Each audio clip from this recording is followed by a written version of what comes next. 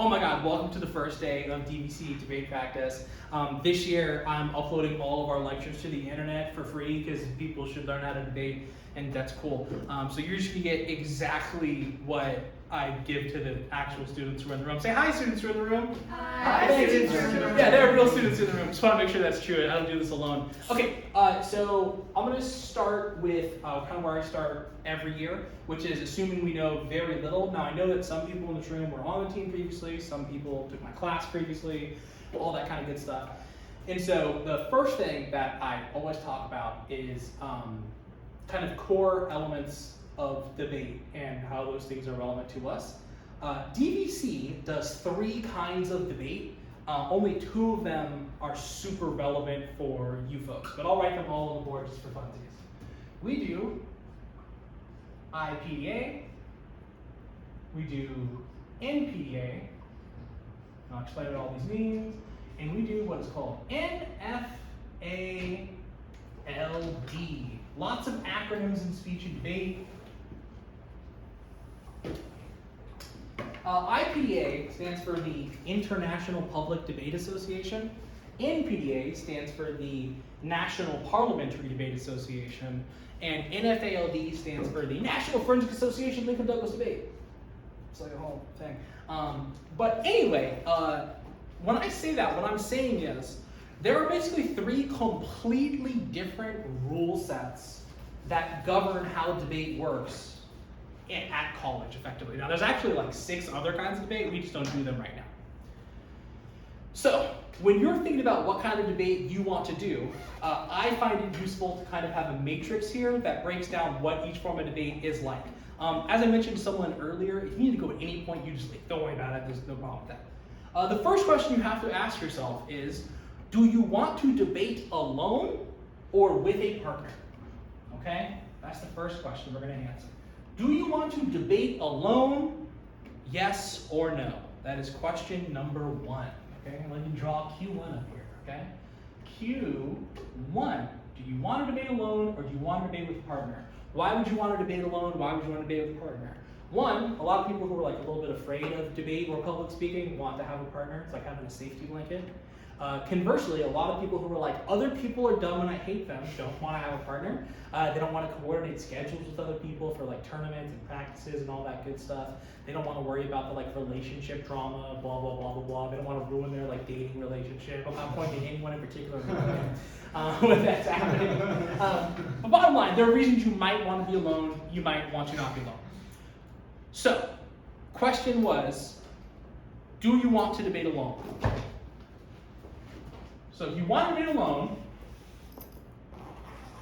that's how it breaks down. IPDA is a yes. Okay? IPDA is one-on-one debate. NFALD is one-on-one debate. NPDA, which we'll call parliamentary debate, is a no. That one's 2-on-2. So that's question 1. Question 2.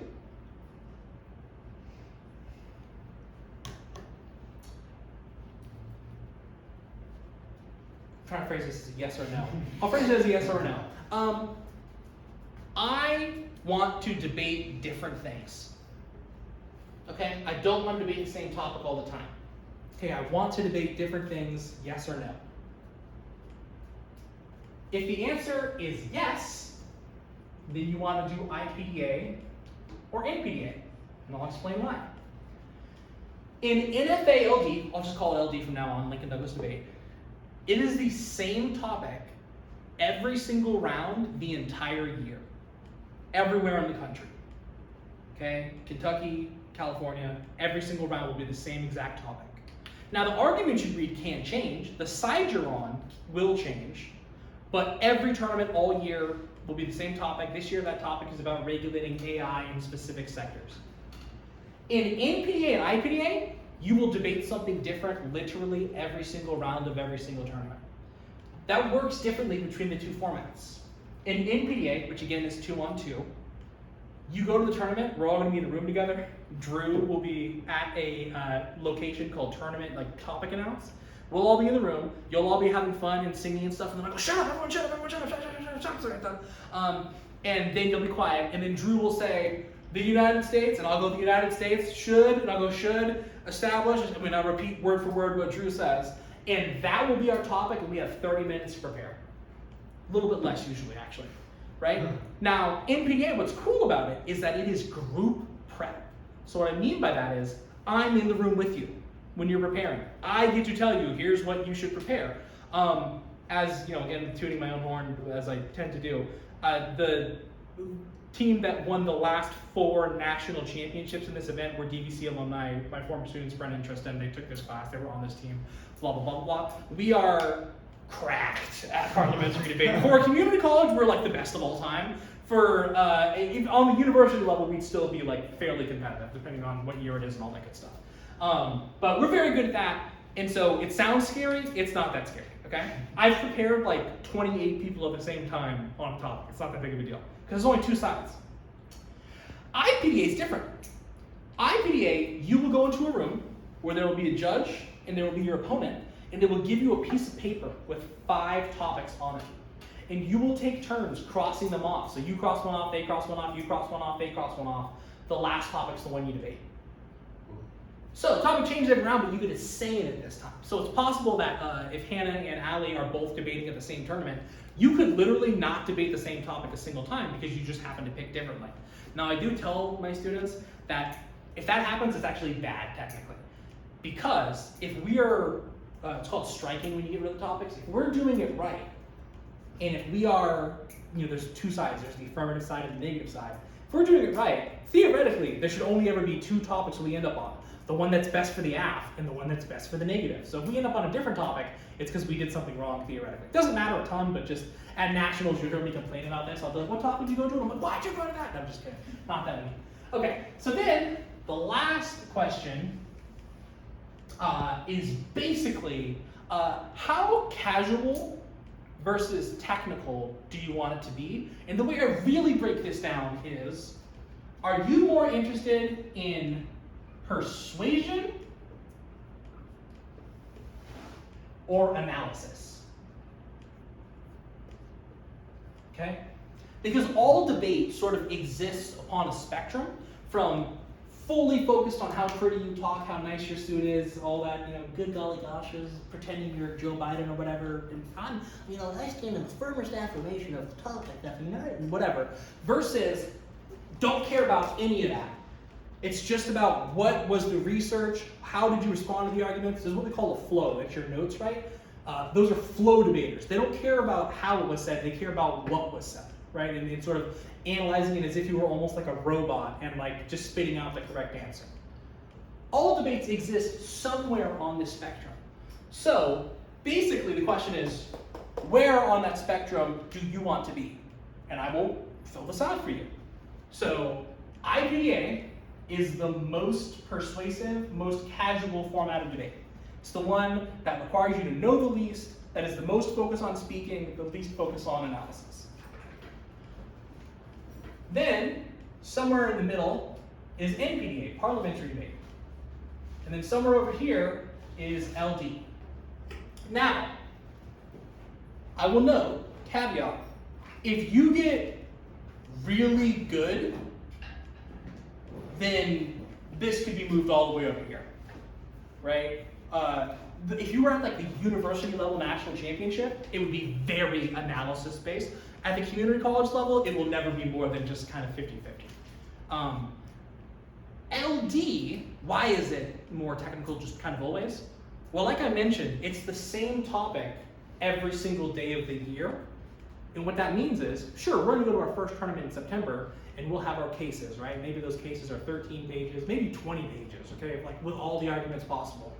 But then we're gonna go to a tournament in October and November and December and January and February, and we're gonna win debates or we're gonna lose debates, or we're gonna debate the University of the Pacific and Sacramento State and Western Kentucky and blah, blah, blah, blah, blah. And every time you lose, you're gonna go, I need answers to that. And then what started off as like a 12-page file is literally gonna be 200 pages long, right? Because it's chess. And what I mean by it's chess is, in chess, it's not just what is the first move, it is what is the response to the response to the response, and who can go the furthest down that line.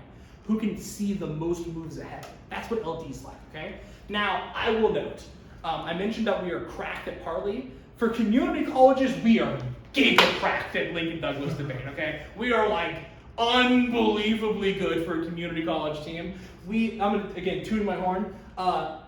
In the years that we've gone to the national championship since I have been here, every single year, except for this current year, we won all of the gold medals.